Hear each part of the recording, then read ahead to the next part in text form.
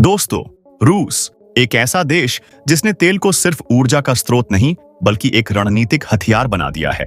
जब पश्चिमी देश उस पर सबसे कड़े आर्थिक प्रतिबंध लगा रहे थे, तब रूस ने जवाब दिया क्रूड ऑयल के जरिए। सस्ते दामों पर तेल बेचकर न सिर्फ अपनी अर्थव्यवस्था को बचाया बल्कि एशिया और मिडिल ईस्ट में नई साझेदारियां बनाकर पूरी दुनिया की ऊर्जा राजनीति को हिला दिया। जिस काले चिपचिपे लिक्विड को हम बस ईंधन समझते थे, रूस ने उसी को बना दिया है ग्लोबल पावर का रिमोट कंट्रोल। आज की इस वीडियो में हम जानेंगे कि रूस आखिर कैसे बना दुनिया का सबसे अद्भुत लेकिन ताकतवर एनर्जी खिलाड़ी, और क्या वो वाकई सऊदी अरब, यूएई और अमेरिका जैसी महाशक्तियों को पीछे छोड़ सकता है।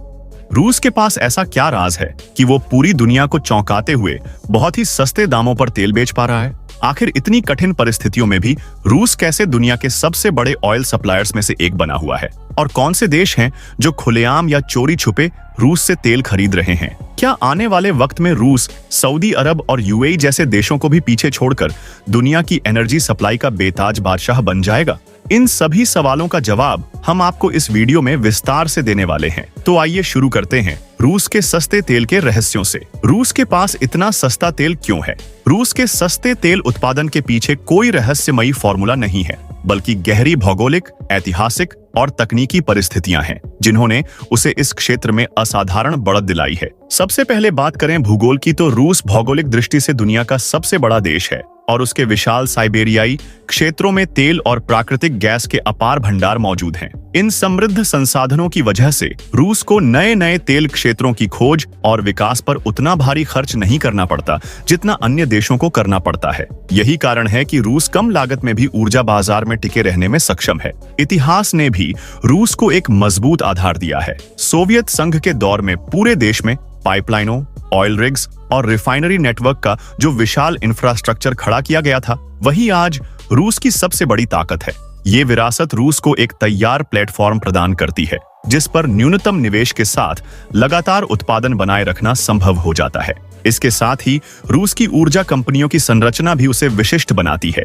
रोसनेफ्ट और गैज़प्रोम जैसी दिग्गज कंपनियां सीधे राज्य के नियंत्रण में हैं। इसका नतीजा ये है कि रूसी सरकार तेल की कीमतों और उत्पादन रणनीति पर सीधा असर डाल सकती है, चाहे घरेलू बाजार में कीमतें कम रखनी हो या अंतर्राष्ट्रीय मंच पर अपनी शर्तों के अनुसार दाम तय करने हो। तकनीकी दृष्टि से रूस ने आर्कटिक इंजीनियरिंग में अद्वितीय महारत हासिल की है। साइबेरिया जैसे बर्फीले क्षेत्रों में जहां तापमान -50 डिग्री तक गिर जाता है और सामान्य स्टील चटककर टूट जाता है, वहीं रूसी वैज्ञानिकों और इंजीनियरों ने आर्कटिक ग्रेड टेक्नोलॉजी विकसित की है। विशेष मशीनरी, उच्च गुणवत्ता वाली पाइपलाइंस और इंसुलेशन तकनीकें रूस को ऐसे इलाकों से भी किफायती दरों पर तेल निकालने की क्षमता देती हैं जहां दूसरे देश काम करने से कतराते हैं।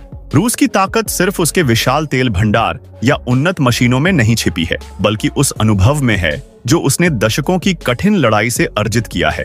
जरा सोचिए, जहां तापमान -50 डिग्री तक गिर जाता है, जहां धरती सालों तक बर्फ की चादर में जकड़ी रहती है, वहां से लगातार तेल निकालना किसी चमत्कार से कम नहीं। पर रूस के इंजीनियरों और वैज्ञानिकों ने इसे अपनी रोजमर्रा की हकीकत बना दिया है।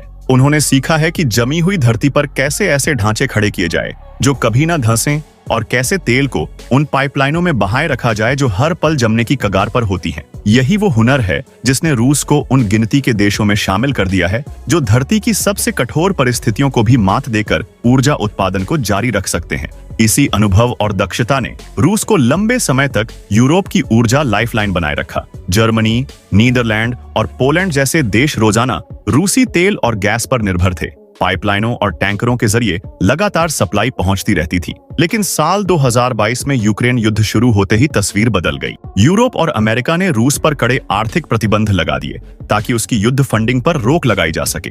नतीजा ये हुआ कि यूरोप ने रूस से तेल खरीदना लगभग बंद कर दिया। लेकिन रूस ने इसे हार में नहीं बदला।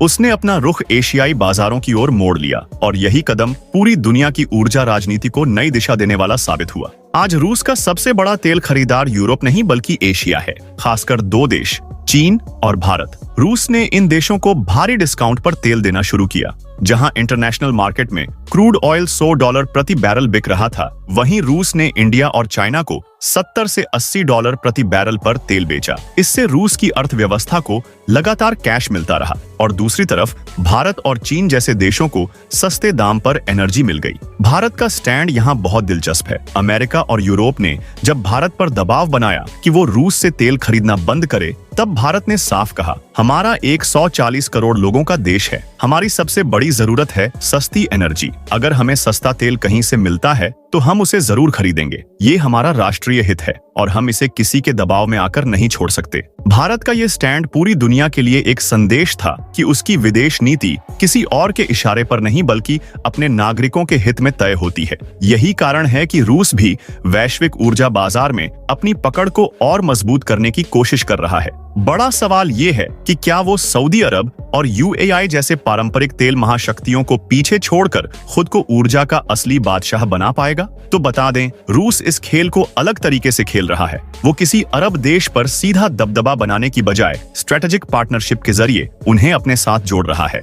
बता दें, ओपेक एक संगठन है जिसमें मिडिल ईस्ट और कुछ अन्य तेल उत्पादक देश शामिल हैं। इसका मकसद है तेल उत्पादन और कीमतों पर नियंत्रण रखना। रूस जैसे बड़े तेल उत्पादक देश ओपेक का हिस्सा नहीं है, लेकिन जब ओपेक और रूस जैसे देशों ने साथ मिलकर एक गठबंधन बनाया तो उसे ओपेक प्लस कहा गया। ओपेक प्लस ये तय करता है कि दुनिया में कितना तेल निकलेगा और उसकी कीमतें क्या होंगी। अगर ये गठबंधन चाहे तो तेल का उत्पादन घटाकर कीमतें बढ़ा सकता है, जिससे अमेरिका जैसे देशों की अर्थव्यवस्था पर दबाव डाला जा सकता है। सिर्फ इतना ही नहीं, रूस मिडिल ईस्ट को हथियार और टेक्नोलॉजी भी ऑफर करता है।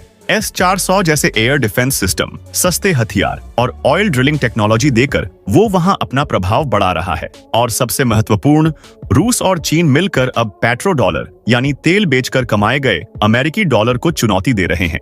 आज तक दुनिया में तेल का व्यापार डॉलर में होता आया है, लेकिन अगर ये लेन देन युआन, रूबल या अन्य स्थानीय करेंसी में होने लगा तो अमेरिका की आर्थिक ताकत को सबसे बड़ा झटका लगेगा। यही बदलाव इस बात की ओर इशारा करता है कि आने वाला कल सीधे युद्ध का नहीं बल्कि ऊर्जा और रणनीतिक असर का होगा। रूस, चीन और मिडिल ईस्ट अगर एकजुट हो जाते हैं तो एक नया ग्लोबल पावर सेंटर उभर सकता है, जो न सिर्फ तेल की कीमतें तय करेगा बल्कि अगली पीढ़ियों की जियोपॉलिटिक्स को भी प्रभावित करेगा।